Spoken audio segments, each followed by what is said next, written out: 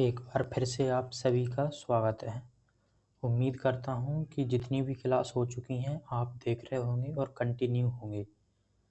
देखिए, रेलवे के एग्ज़ाम के लिए जो भी महत्वपूर्ण चीज़ें हैं वो हम सारी डिस्कस करेंगे और डिटेल में डिस्कस करेंगे। और जैसा कि आपको पता है कि हमारे डिस्कस करने का तरीका बहुत ही आसान और सिंपल है। जैसा कि आपने अभी अभी देखा था, हम एक क्वेश्चन को लेंगे, एक क्वेश्चन को पकड़ेंगे और उसके आसपास में जितने भी और उसके फैक्ट बनते हैं क्या करेंगे, एक क्वेश्चन को पकड़ेंगे, उसके आसपास के जितने भी कॉन्सेप्ट बनेंगे हम उन सभी को कवर करने वाले हैं। जिस तरीके से आप जीएस में करते होंगे एनालिसिस, एक क्वेश्चन को और उसके आसपास के सारे जितने भी फैक्ट रहते हैं सबको पढ़ते हैं, उसी तरीके से आपको मैथ में भी ये देखने वाला है। ऐसा आपको किसी और चैनल पर बिल्कुल भी देखने को नहीं मिलेगा जिस तरीके का हम डिस्कशन कर रहे हैं। तो प्लीज़ प्लीज़ आप अपना सपोर्ट ज़रूर बनाए रखें। तो चलिए क्वेश्चन की तरफ आगे बढ़ते हैं। अपना क्वेश्चन क्या कहता है, देखिए क्वेश्चन को आप वीडियो को रोक कर आपको क्वेश्चन करना होगा, क्योंकि हम क्वेश्चन को करने के लिए आपको अलग से टाइम बिल्कुल नहीं देने वाले, ठीक है।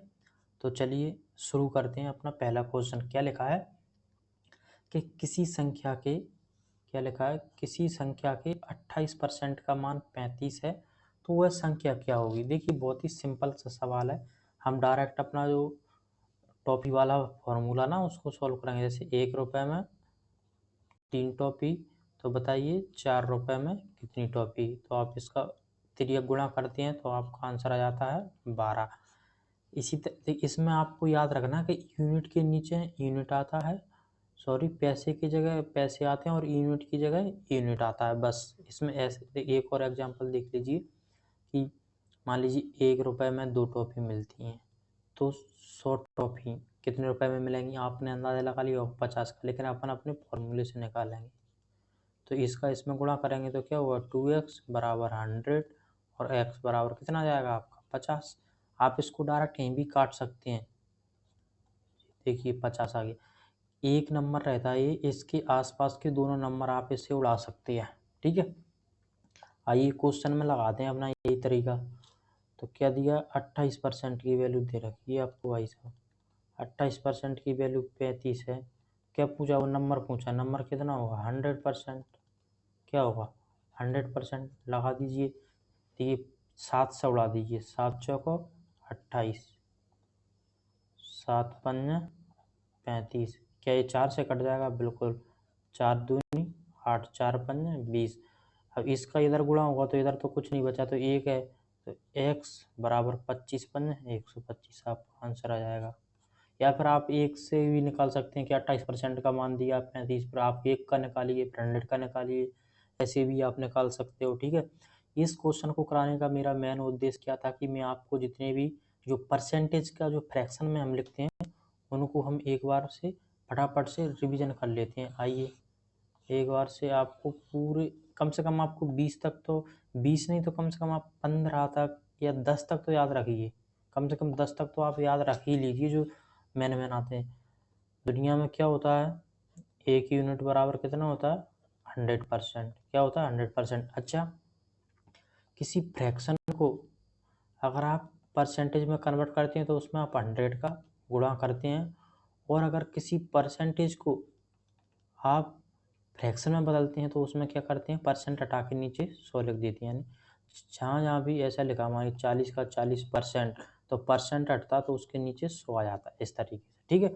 एक यूनिट की वैल्यू 100%। मुझे बताइए 1/2 फ्रैक्शन को अगर आपको परसेंट में चेंज करना, तो परसेंट में जब जब चेंज करेंगे तो क्या करेंगे, 100 का मल्टीप्लाई, तो कितना आ जाएगा जी 50%। अब आपको अब 1/3 है, 1/3 को जब आप परसेंटेज में चेंज करते हैं, किसमें परसेंट में चेंज करते हैं तो क्या करना पड़ता है, 100 का गुणा इसमें करेंगे तो इसका कितना आता है 33, सही 1/3 या फिर 33.33। अच्छा मुझे एक बात बताइए, आपको ये गुणा वाला सिस्टम हटाना, डायरेक्ट आपको याद होना चाहिए कि 1/4 को फ्रैक्शन को परसेंटेज में बदलेंगे तो कितना आएगा 25%, 1/5 फ्रैक्शन को आप परसेंटेज में बदलेंगे तो आपका कितना आएगा 20%, 1/6 फ्रैक्शन को आप परसेंटेज में बदलेंगे तो कितना आएगा 16, सही 2/3, 1/7 को तो कितना आएगा 13 सही 9/7। 1/8 को अगर निकालते हैं तो 1/8 का कितना होता है 12.5%। 1/9 को आप फ्रैक्शन की जगह किस में लिखते हैं, अपना लिखते हैं परसेंटेज में, तो कितना आएगा 11.11। या फिर आपको ऐसे भी लिख सकते हैं 11 सही 1/9। 1/10 का तो कोई मतलब नहीं, 1/10 का 10%। 1/11 का बताइए, 1/11 का कितना होता है 9.09%। या फिर आप इसको ऐसे लिख सकते हैं 9 सही 1/11, ऐसे भी लिख सकते हैं। 1/12 का कितना होता है 8%। 12/8 का कितना होता है 96। 12 सही 2/3। इस तरीके से आपको याद होना चाहिए। अच्छा, इसका मेन उद्देश्य क्या है आपको सिखाने का, मतलब इससे क्या होगा। देखिए एग्जांपल लेते हैं ए वाला। मान लीजिए इसको ऐसे लिख देगा क्वेश्चन में, इसका कितना बन जाएगा जी 16, और इसको पॉइंट में कन्वर्ट करेंगे तो कितना हो जाएगा 3 6 18। इसको कन्वर्ट कर रहा हूँ मैं, 3 6 18 बचे 2, 3 6 18 ऐसे बोल देगा आपको। कैसे बोल देगा आपको कि कोई क्वेश्चन ऐसे बोलेगा आपसे कि मान लीजिए किसी वस्तु को 900 रुपये में बेचने पर, 900 रुपये में बेचने पर उसको 16.16% का प्रॉफिट होता है, तो उसका जो खरीदारी यानी उसकी सीपी बताइए, उसका क्रय मूल्य बताइए। तो आपके पास में दो तरीका है यहाँ पे, या तो आप निकाल लीजिए 116.6% की वैल्यू 900 है, तो आपकी 100% की वैल्यू कितनी होगी। दूसरा तरीका आप इसको फ्रैक्शन में चेंज करके कर सकते हो। समझ में आ गई। ठीक है, नेक्स्ट क्वेश्चन की तरफ बढ़ते हैं अपना। अगला क्वेश्चन क्या कहता है, ध्यान से पढ़िए। अगला क्वेश्चन क्या कहता है कि W, X, Y और Z आरोही क्रम में हैं, अव्यवस्थित 4 संख्याएं हैं, सॉरी व्यवस्थित है ना। इनमें से 3 न्यूनतम संख्याओं का औसत 18 है, जबकि 3 अधिकतम संख्याओं का औसत 22 है। आंकड़ों का परिसर, परिसर यानी कि रेंज, किस चैप्टर में पढ़ते हैं हम इसको, जिसमें हम पढ़ते हैं ना माध्य, माध्य का उसी के अंदर आता है परिसर क्या होता है, यानी कि उसका रेंज।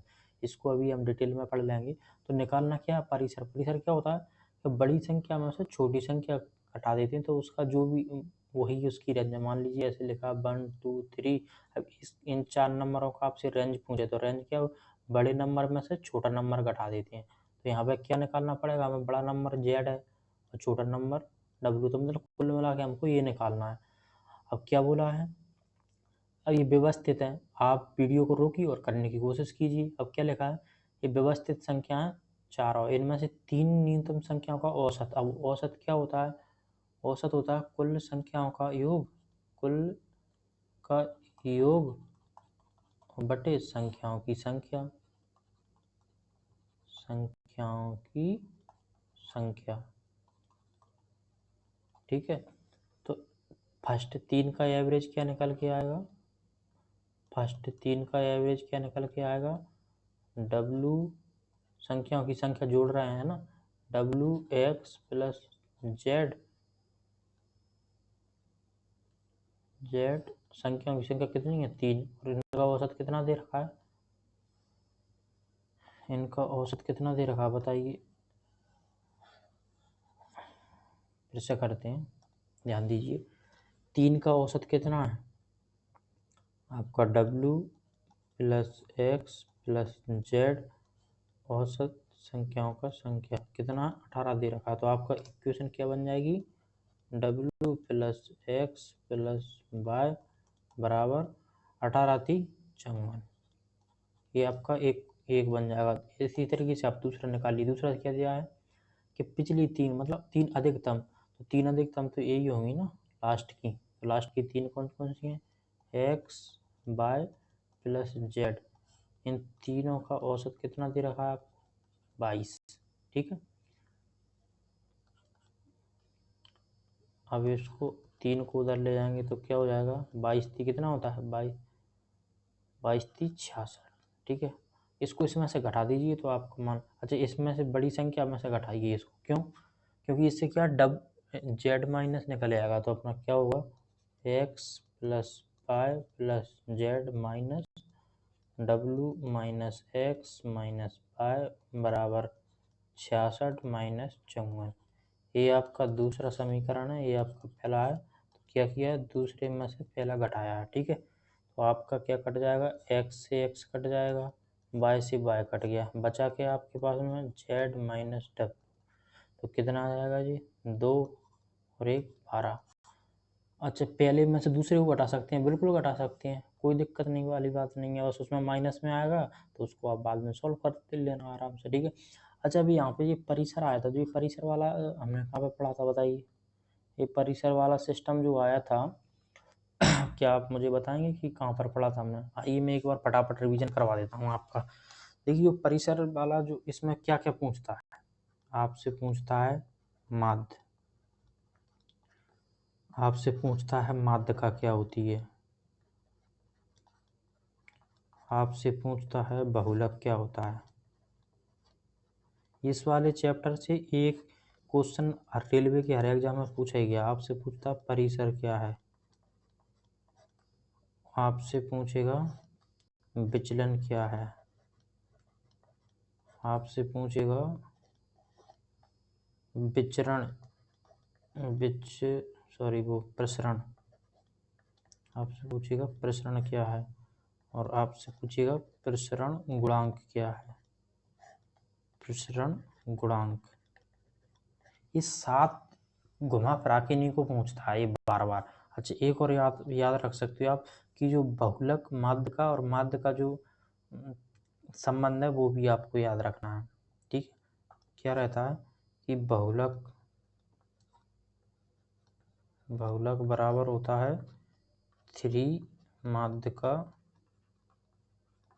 माइनस 2 माध्य। अच्छा, आप अगर कन्फ्यूज होते होगे कि माध्यिका है या माध्य है, तो आप ऐसे याद रखिए इसमें कि ये बड़े अक्षर को इसमें माध्यिका में, तो माध्यिका के साथ में 3 बड़े नंबर आएंगे। माध्य क्या छोटा है तो छोटे नंबर आएंगे, आप ऐसे याद रख सकते हैं, और बड़े में से छोटा घटाना आपको, ठीक है। इस वाले पे भी कई बार क्वेश्चन पूछ लेता है एग्जामिनर। अच्छा, अब बात कर रहे थे अपन किसकी, माध्यिका। तो माध्य क्या होता है, बताएगा कोई माध्य क्या होता है। जैसे मान के लिए आपके पास में नंबर लिखा है 1 2 2 3 3 3 4 4 4, कितने नंबर हो गए यार, 3 3 6 4 10।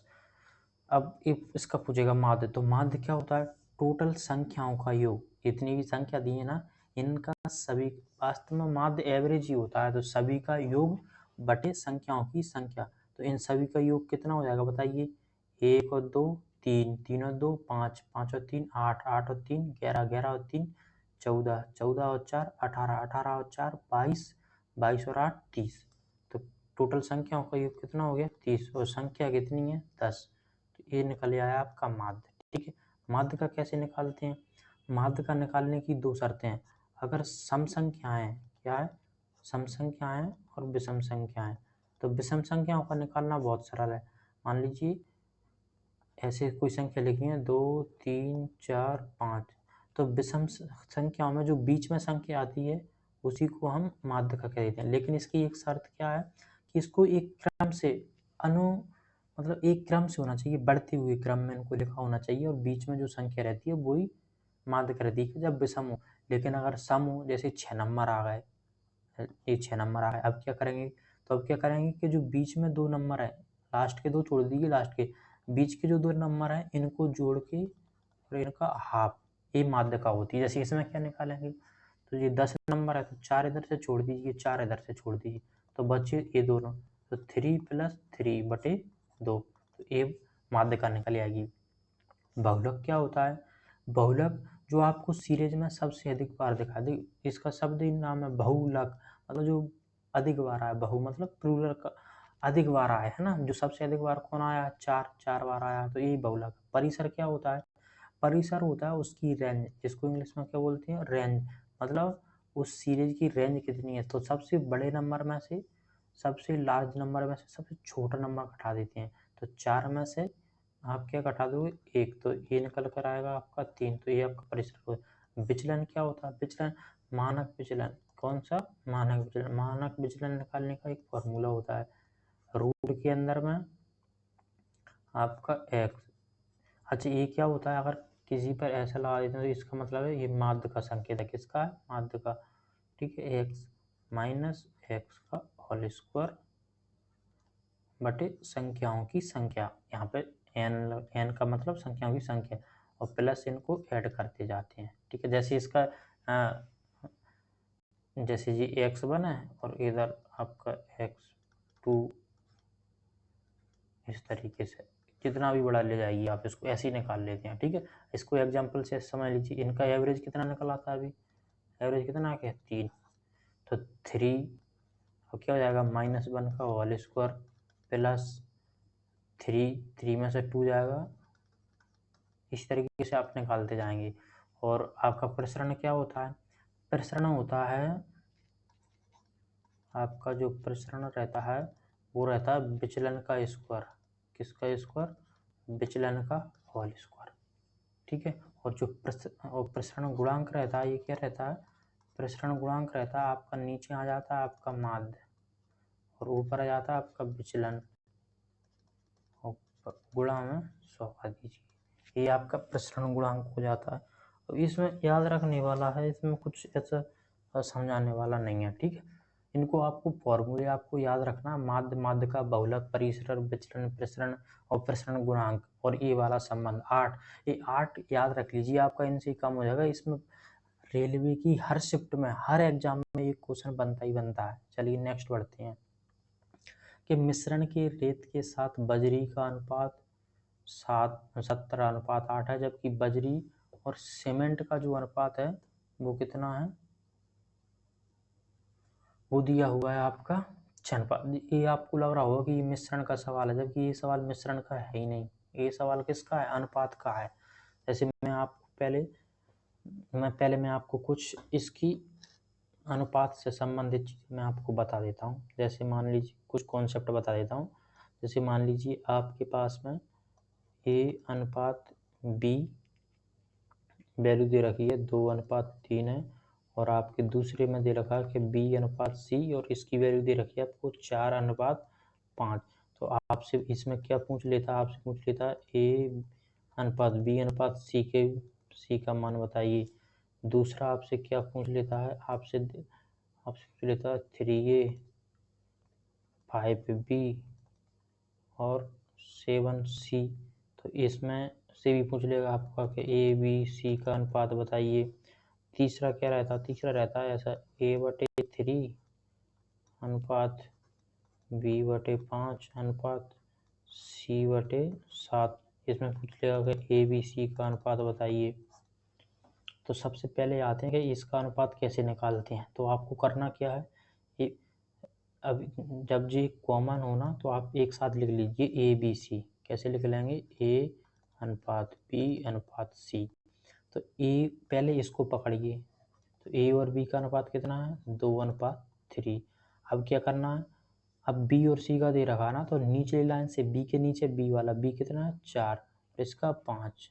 बस अब इनको गुणा कर दीजिए तो निकलेगा। लेकिन आप देख रहे हैं ये वाली जगह खाली है, ये वाली जगह क्या है? खाली है, इसके नीचे कुछ नहीं है।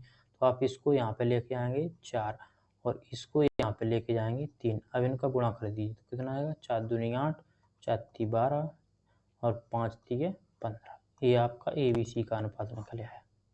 ठीक है, ABC का। और इसका कैसे निकालते हैं? देखिए, जब आपको A का अनुपात निकालना हो, किसका निकालना हो? A का, तो आप A को छुपा लीजिए, B और C का गुणा कर दीजिए। देखिए यहाँ पे A का निकालना है तो A को छुपा लेंगे, इन दोनों का गुणा करेंगे 5:7। ये A का अनुपात हो गया। अगर आपको B का निकालना है तो B का छुपा लीजिए, इन दोनों का लिखेंगे 3:7 अनुपात। अगर आपको C का निकालना है इन दोनों का गुणा कर दीजिए 3:5। बेसिकली जिसका निकालते हैं हम उसको छुपा लेते हैं। ठीक है, ऐसे निकाल लेते हैं। और ABC का इसका कैसे निकालते हैं? तो इसको पहले आपके पास में इसके निकालने के 2 तरीके हैं। या तो आप LCM ले लीजिए, LCM लेके फिर इधर गुणा करिए LCM का, तो वो ऐसा नंबर बन जाएगा। तो फिर आप कर सकते हैं। दूसरा तरीका क्या है कि इसके बटे में जो भी लिखा रहता है ना, वो इसका अनुपात है। जैसे इसका अनुपात क्या हो जाएगा? 3:5:7, इसका यही अनुपात हो जाएगा। और जिसको निकालना हो कि ये आता कैसे, तो क्या करिए आप, 3, 5, 7 का एलसीएम लीजिए और उसका यहाँ पे सभी में गुणा कर दीजिए। ठीक है, आया अब एक बार क्वेश्चन पढ़ लेते हैं फटाफट। मिश्रण में रेत और बजरी का अनुपात दे रखा आपको, किसका, रेत का और बजरी का, और जबकि बजरी और सीमेंट का 6 और 7 है। तो ऐसा ही क्वेश्चन बन गया क्या, नहीं बना, देखिए क्या है, ये रेत है, ये आपकी बजरी है, ये आपकी सीमेंट है। तो पहले रेत और बजरी का अनुपात दिया है, तो रेत और बजरी का क्या है, 17:8। दूसरी तरफ क्या दिया आपका, बजरी और सीमेंट का, तो बजरी का कितना, 6:17। हमको निकालना ए। तो कैसे निकालेंगे, अभी अभी बताया था, जो खाली जगह है उसको आप यहाँ पे लिख दीजिए, इसकी जगह यहाँ पे लिख दीजिए 8। बात क्लियर है। अब इनका आप गुणा कर दीजिए, तो कितना आ जाएगा, ये 17 गुणा 6, इसका कितना आ जाएगा 8 गुणा 6, इसका कितना आ जाएगा 8 गुणा 17। पूछा किसका है हमसे, हमसे पूछा है रेत और सीमेंट। तो रेत कहाँ है, रेत ये है, सीमेंट कहाँ है, ये है। तो इन दोनों का अनुपात पूछा है, मतलब 17:6 और 8:17 ये पूछा। तो 17 से 17 कट जाएगा, इसको काट दीजिए 2 से, तो 2 तिया 6, 2 चौको 8। इतनी सी बात क्लियर है, क्या है मेरी इतनी सी बात क्लियर है। आइए जरा अनुपात समानुपात से जो थोड़ा क्वेश्चन बनते हैं ना। अच्छा ये तो अनुपात का हो गया, मैं आपको समानुपात का बता देता हूँ, एक सेकंड, आपको समानुपात का भी कुछ बता देता हूँ। समानुपात में आपसे बार बार एक क्वेश्चन पूछता है, कौन सा पूछता है आपसे, समानुपात में, ये तो अनुपात का हो गया इतना सिस्टम, और इसी में आपका वो हो जाएगा साझेदारी वाला सिस्टम। कौन सा, साझेदारी वाला। साझेदारी वाला कैसा, कि आप मान लीजिए 3 व्यक्ति हैं, जो ए P1 रुपये लगाता है, ए P2 रुपये लगाता है, ए P3 रुपये लगाता है। प्रॉफिट क्या होता है, प्रॉफिट होता है PRT बटे 100, यही तो होता है आपका प्रॉफिट, है ना। ये क्या मूलधन है, ये वाला P है ना, ये प्रॉफिट है ना। तो P अब कितने दर से लगाता है, मान लीजिए AR दर से लगाता है, AR2 से लगाता है, AR3 से लगाता है, और इधर जो मान लीजिए T1 टाइम के लिए लगाता है, T2 टाइम के लिए लगाता है, T3 लगाता है। अब इन तीनों का मल्टीपल कर दिए, P1 R1 RT अनुपात। इसी तरीके से आप इसका लिखेंगे, तो ये साझेदारी वाला क्वेश्चन इस तरीके से किया जा सकता है। ये कॉन्सेप्ट आपको समझ में आ गया होगा। अब मैं जो आपको बता रहा था वो देख लीजिए। अब मैं बता रहा था आपको समानुपात वाला, तो आपको क्या करेगा, वो 2 नंबर दे देगा, ऐसे ए और बी कोई 2 नंबर दे देगा, और आपसे पूछेगा कि इसका मध्य अनुपात बताओ, आपसे पूछेगा इसका तृतीय अनुपात बताओ। तो आप कैसे निकालेंगे, तो जो मध्य में रहता है ना उसको पहले तो समानुपात में बदल लेते हैं। जो मध्य में लिखा है ना ऐसे, इसका मध्य अनुपात पूछा है, तो इसको पहले समानुपात में बदल लेंगे। समानुपात में बदलने के लिए क्या करते हैं, दोनों साइड में इसको लिख लेंगे। अब आपके लिए आसान हो गया, अब आप कर सकते हो कैसे, A/X बराबर X/B, तो क्या जाएगा जी, X² बराबर AB। ठीक है, इस तरीके से। और इसी तरीके से आप तृतीय अनुपात को देखिए, यहाँ देख लीजिए, तीसरे का पूछा ना, तो A/B, सॉरी अनुपात C। अब इसको समानुपात बना लीजिए। तो समानुपात कैसे बनाएंगे आप, A/B, मतलब 2 का पूछा है ना, तीसरा पूछा है A/B, तो A समानुपात है, क्या है ये, तो इसको तृतीय अनुपात पूछा है आपसे, क्या पूछा है, तृतीय अनुपात, मतलब तीसरे नंबर पर क्या आएगा। तो बस इसी तरीके से आपको इसको सॉल्व करना है। नेक्स्ट पढ़ लेते हैं भैया। एक तांबे के तार को क्या बताया है कि तांबे के तार को मोड़कर, एक तांबे के तार को मोड़कर एक वर्ग बनाया जाता है जिसका क्षेत्रफल 121 वर्ग सेंटीमीटर है। यदि इसी तार को मोड़कर एक वृत्त बनाया जाता है तो वृत्त का क्षेत्रफल क्या होगा। अच्छा मुझे एक बात बताइए, जो वर्ग बनाया गया है, क्या इस वर्ग का जो परिमाप होगा, जैसे ये आपका वर्ग है और इसी वाले तार से ये गोला बना दिया गया है, मतलब सर्कल बता दिया, तो मुझे ये बताइए इसका जो परिमाप होगा, मान लीजिए 1 सेकंड के लिए कि इसकी भुजा ए है, तो इसका परिमाप कितना होगा 4। तो इसका जो परिमाप होगा वो किसके बराबर होगा, इसकी परिधि के बराबर। तो इसकी परिधि क्या होती है, 2πr। अगर आपको इतना सा समझ में आ गया तो क्वेश्चन सॉल्व हो चुका है। एक बार और समझ लीजिए कि एक ही तार है, है ना, एक लंबा तार था, इस लंबे तार को ऐसे मोड़कर पहले इसका वृत्त बनाया, सॉरी क्या बनाया, इसका पहले वर्ग बनाया, और फिर इसी वर्ग से इसको सर्कल बना दिया। तो जो तार की लंबाई है वो तो हमेशा समान ही रहेगी, ऐसा तो नहीं है कि तार छोटा हो जाएगा। तो पहले इसका वर्ग बनाया गया, तो इस वर्ग का जो परिमाप हुआ, यानी कि परिमाप में इसी तार की लंबाई तो आ जाएगी ना, और उसी तरीके से इसका गोला बनाया, तो गोले यानी कि परिधि, तो परिधि की लंबाई ये दोनों क्या हुई, बराबर। बस इतना सा समझ में आ गया, आपका क्वेश्चन हो गया सॉल्व। तो एक वर्ग है, वर्ग का क्षेत्रफल आपको 121 दिया, मान लीजिए इसकी भुजा क्या है, ए है, तो किसी भी वर्ग का एरिया क्या होता है, भुजा गुणा भुजा, यानी कि लंबाई गुणा चौड़ाई, तो कितना, ए स्क्वायर बराबर आपको 121 दिया है, तो ए बराबर कितना आ जाएगा, √121, यानी कि ए बराबर कितना आ जाएगा, 11। बस अब आप पहले आप r निकालेंगे, मतलब इसकी त्रिज्या निकाल लेंगे, और आपको त्रिज्या पता चल जाएगी तो आप क्षेत्रफल तो निकाल ही लोगे। तो इसका भुजा कितनी है वर्ग की, 11 बराबर 2, पाई की वैल्यू कितनी है, 22/7, त्रिज्या r निकालनी है। देखिए 22 दूनी 44 और 11 दूनी 44, यानी आपके पास में जो r की वैल्यू आई वो कितनी है, 7। अब आपको क्या निकालना है, क्षेत्रफल। तो क्षेत्रफल कैसे निकालेंगे आप, πr², वर्ग का क्षेत्रफल, सॉरी इसका सर्कल का क्षेत्रफल होता है ना πr², तो पाई की वैल्यू कितनी है, 22/7, त्रिज्या आपने 7 निकाली है, 7 से 7 कट जाएगा, 22 7 होता है 154।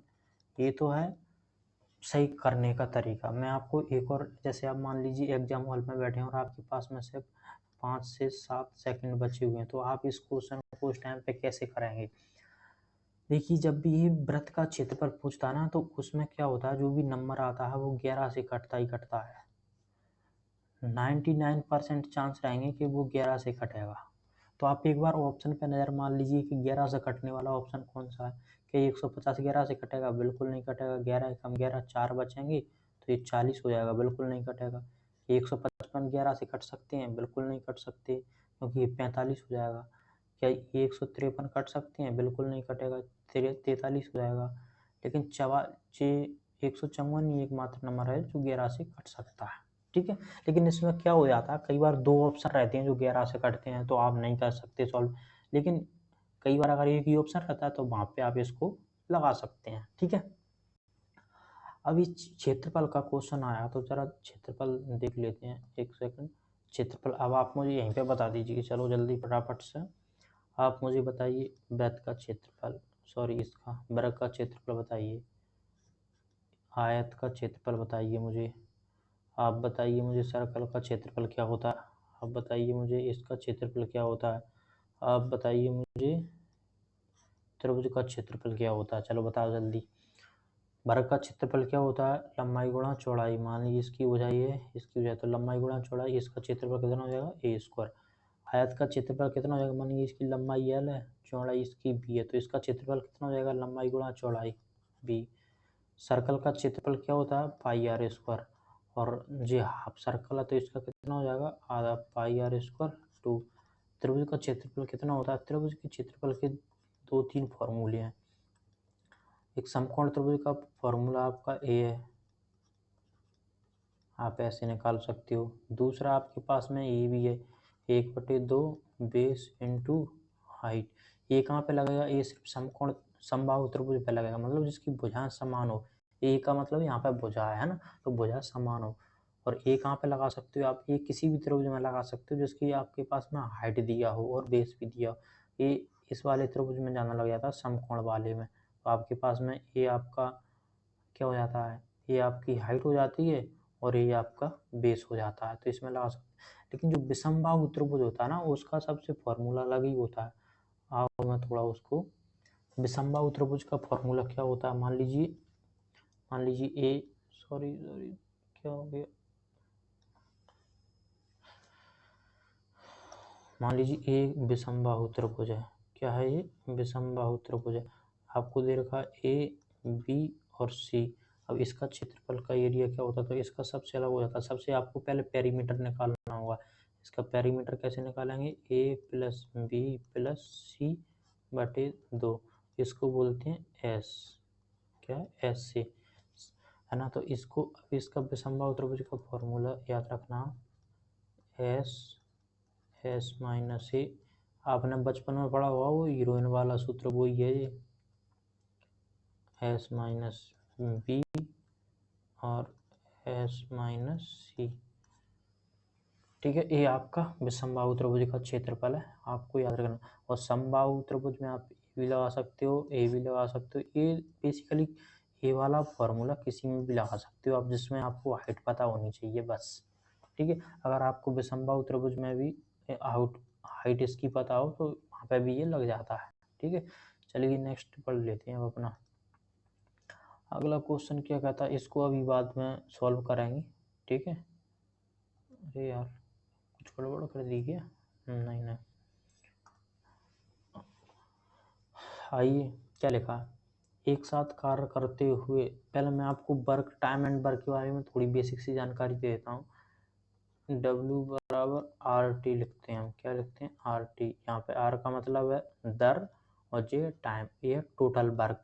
तो हम इसको, क्या मैं इसको ऐसे लिख सकता हूँ, आर टी और डब्ल्यू, बिल्कुल लिख सकते हैं। इससे फ़ायदा क्या होता है कि यहाँ पे अगर टाइम, मतलब आप इन दोनों का मल्टीप्लाई करेंगे तो आपको वर्क निकलने वाला है। ठीक है, जैसे ये किया वहीं पे वो है।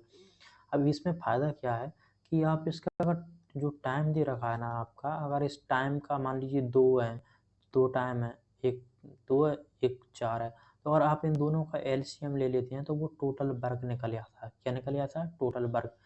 और उसके बाद में अगर टाइम का इनका इसमें भाग देंगे तो यहाँ पे इन दोनों की रेट निकल आती है। लेकिन हम उन्हीं का एलसीएम ले सकते हैं जिसका टोटल, जिन्होंने कंप्लीट वर्क किया हो। इस बात को, पॉइंट को याद रखना आप, एलसीएम केवल उन्हीं का लेते हैं जिन्होंने काम को कंप्लीट किया हो। ठीक है, आइए अब क्वेश्चन की तरफ आते हैं, क्या कहता है, एक साथ कार्य करते हुए पाइप ए और बी एक खाली टैंक को 10 घंटे में भर सकता है। उन्होंने 4 घंटे तक तो एक साथ काम किया और फिर बी जो है वो चला जाता है तथा एक कार्य को अंत तक जारी रखता है और टैंक को भरने में कुल 13 घंटे लगते हैं। आइए अब इसमें मुझे बताइए कि टोटल वर्क किया किसने, मतलब कंप्लीट काम कौन किया, ना तो ये बी ने किया ना तो ए ने किया, मतलब सिर्फ एक साथ मिलकर जो काम किया था वो ही इनका। तो एलसीएम कितना किसका आएगा, ए प्लस बी का, कितना 10 घंटे काम किया इन्होंने, कितना काम किया 10 घंटे। तो टोटल जो वर्क है वो कितना निकल आएगा, एक ही एलसीएम आएगा, इसमें भाग देंगे तो मान लीजिए ये इनकी रेट है, ये इनकी रेट है। ठीक है, अब इसको नेक्स्ट आगे बढ़ाते हैं। अब क्या बोला है कि उन्होंने 4 घंटे तो एक साथ काम किया। अब 4 घंटे एक साथ काम किया, कितने की दर से करेंगे, एक की दर से। 4 घंटे एक साथ काम किया, इसको आप ऐसा भी बना सकते हैं, एक साथ काम किया तो काम कितना हो गया 4।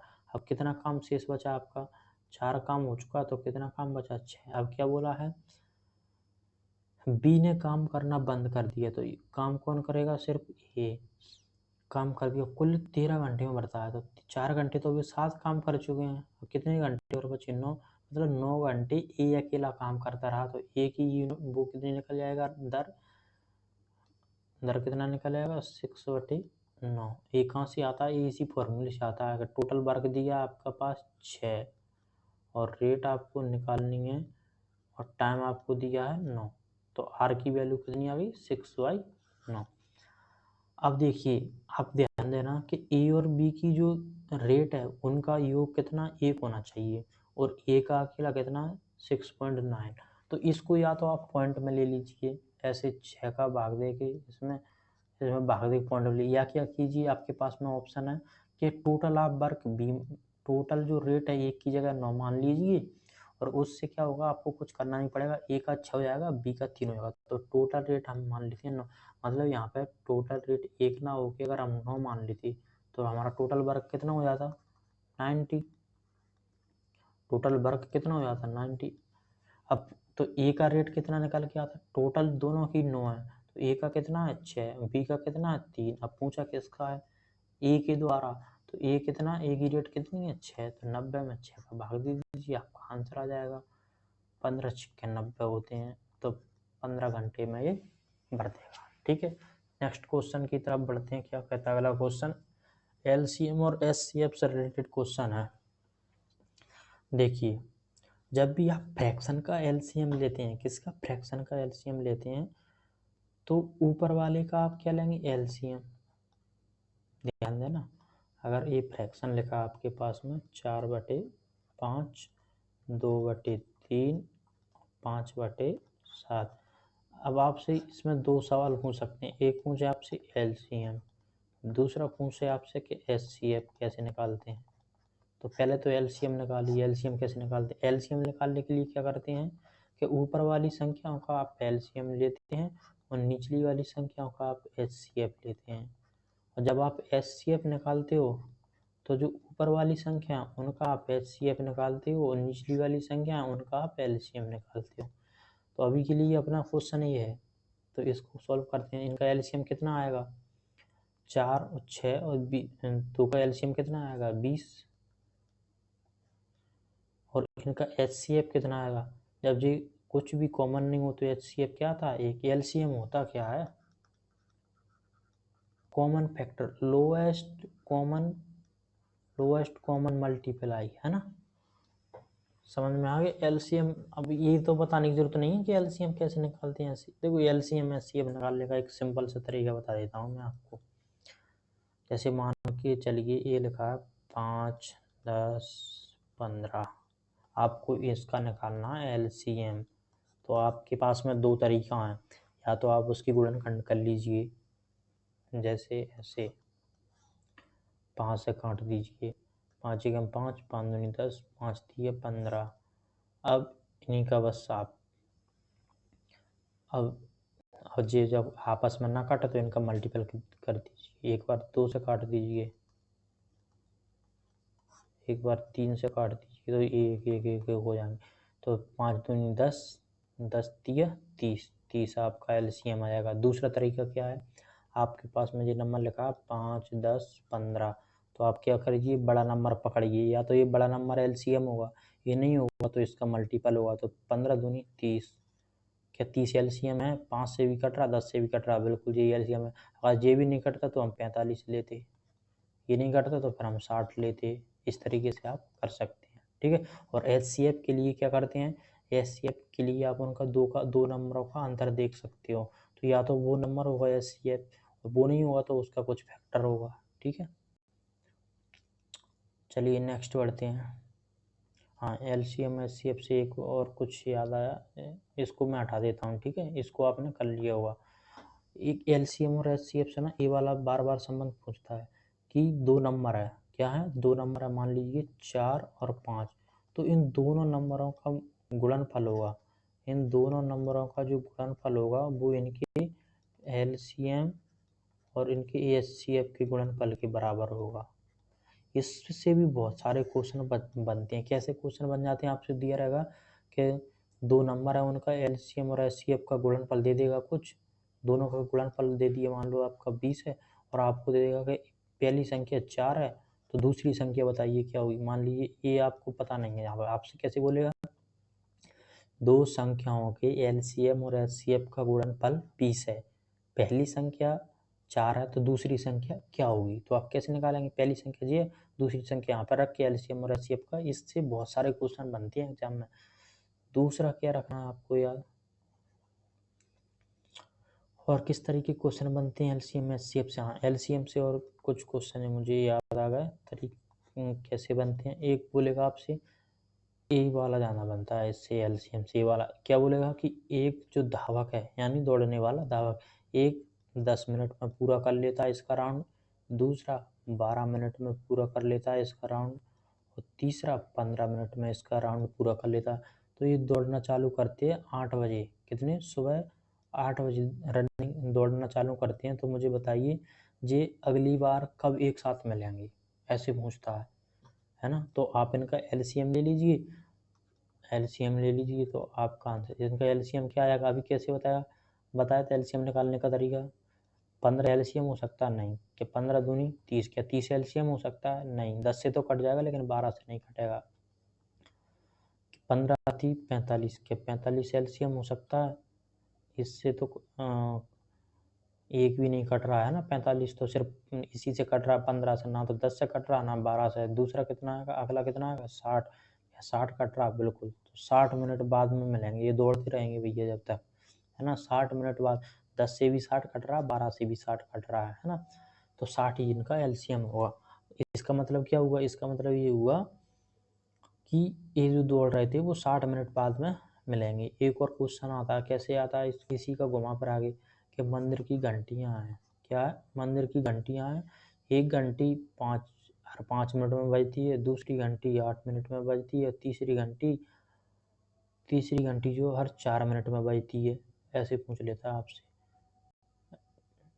अब ये पूछेगा कि अगली सुबह ये 5 बजे घंटी बजाई थी पुजारी ने, कितने, 5 बजे, सुबह 5 बजे, तो अब बताइए जी एक साथ अगली बार कब बजेंगी, तो इसमें भी आप एलसीएम ले लेना, तो भी आपका कम हो जाएगा। और कैसे क्वेश्चन बनता है एचसीएफ एलसीएम से, एक क्वेश्चन ऐसे बनता है आपका एलसीएम से, क्या होगा कि वह छोटी से छोटी संख्या ज्ञात कीजिए, वह छोटी से छोटी संख्या ज्ञात कीजिए जो एक्स वाई और जेड में भाग देने पर शेषफल 5 बचता है। ऐसे करके का आपने क्वेश्चन देखा हुआ ना, मान ली कोई संख्या है उसको बोल देगा एक्स वाई जेड का, चलो इनको अब बाद में करेंगे, ठीक है, नहीं आप तो इसमें निकालते कैसे हैं उस संख्या को, उस संख्या इनका तीनों का एलसीएम लेके एक्स वाई जेड का आपका एलसीएम लेकर उसमें से 5 घटा देते हैं। ये वाला क्वेश्चन कल कराया था और इसको कल अगली वाले क्वेश्चन में आएगा तो उसको और डिटेल में लिख के बता देंगे, ठीक है। नेक्स्ट क्वेश्चन पे आ जाते हैं। अगला क्वेश्चन क्या कहता है कि एक व्यक्ति अपनी सामान्य चाल से, क्या कहता है,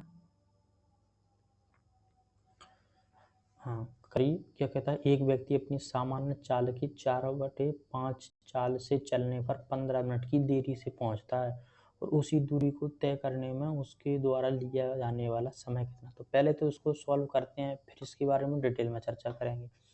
जैसा कि आपको पता है एस बराबर क्या होता है, डी/टी। जब डिस्टेंस समान हो, यानी कि डिस्टेंस में कोई बदलाव ना हो, तो जो स्पीड और टाइम का जो रेशो है वो चेंज हो जाते हैं।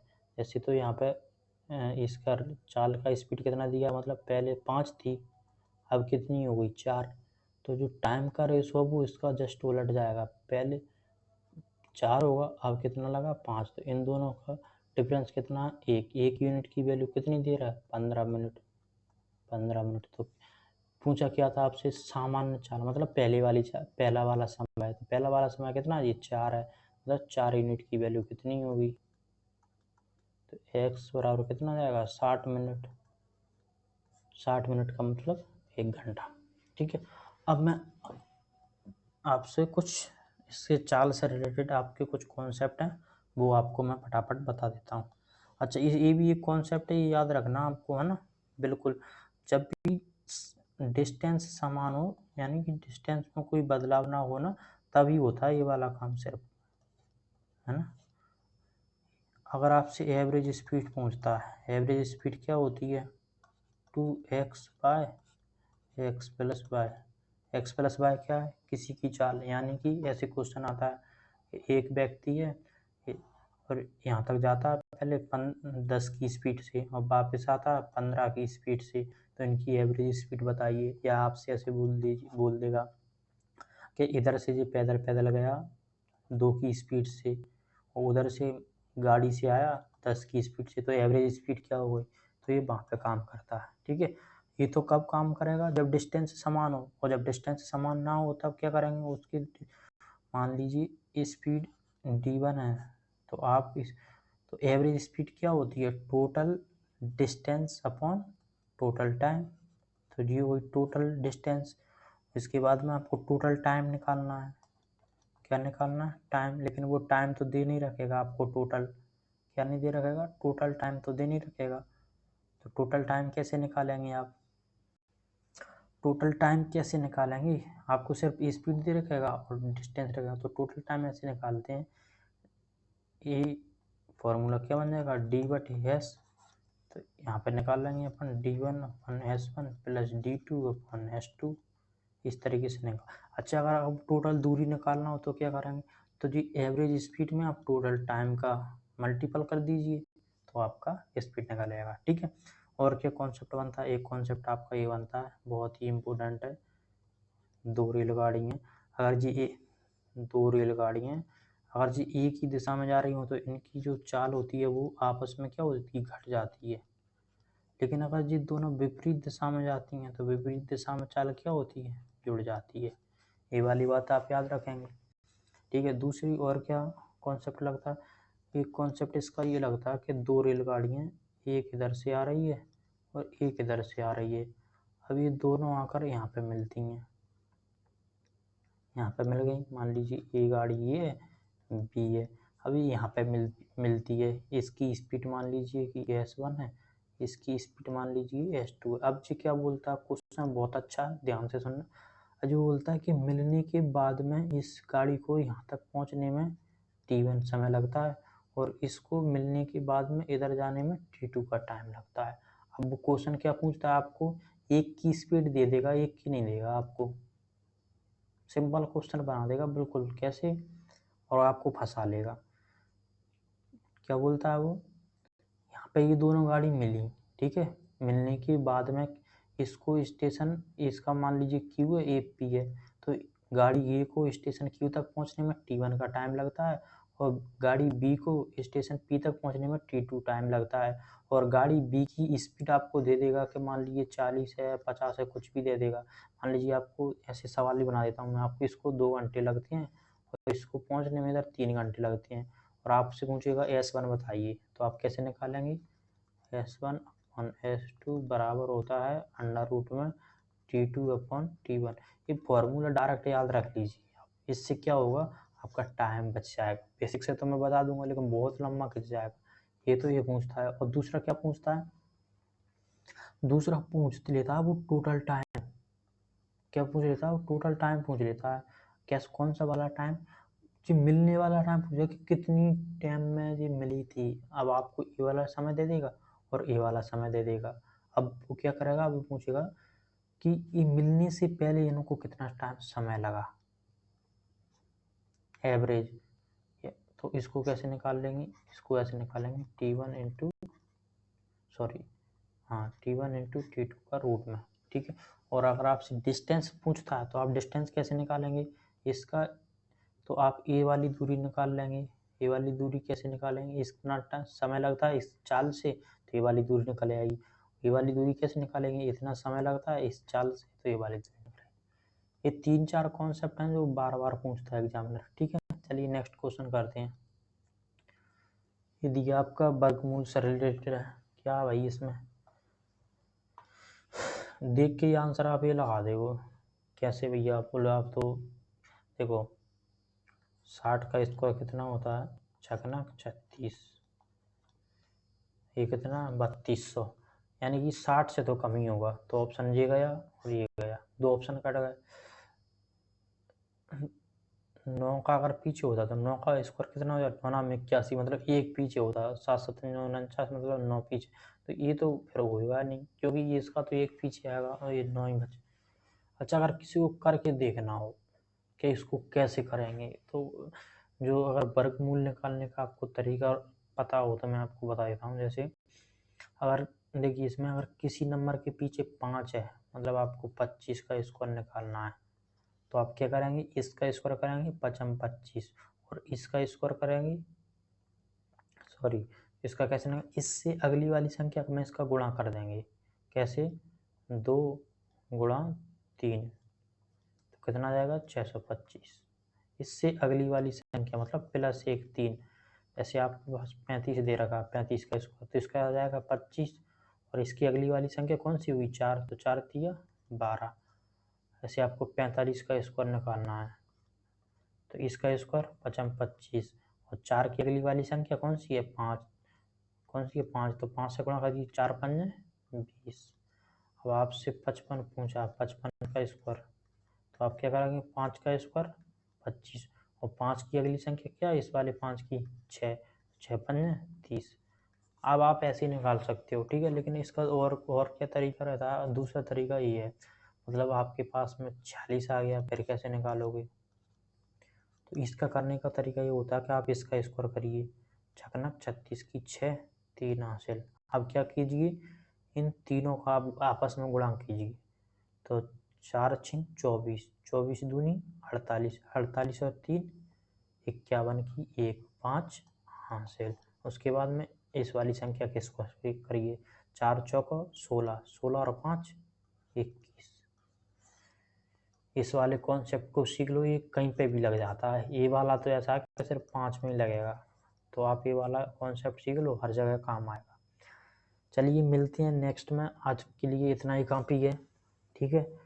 अगर आपको एनालिसिस पसंद आ रहा हो तो प्लीज़ सपोर्ट ज़रूर करें, सभी साथियों को वीडियो को शेयर कर दिया करें, और वीडियो को लाइक करें ज़रूर, और कमेंट बॉक्स में ज़रूर बताएं कि हमें और क्या सुधार करना चाहिए, और आपको क्या कमी महसूस हो रही है कि ऐसे और होना चाहिए था, तो आप बताएं हमें, तो हम उसको सुधारने की नेक्स्ट वीडियो में अवश्य कोशिश करेंगे। चलिए मिलते हैं इसी रेलवे स्टेशन पर, इसी प्लेटफॉर्म पर, जब तक के लिए जय हिंद।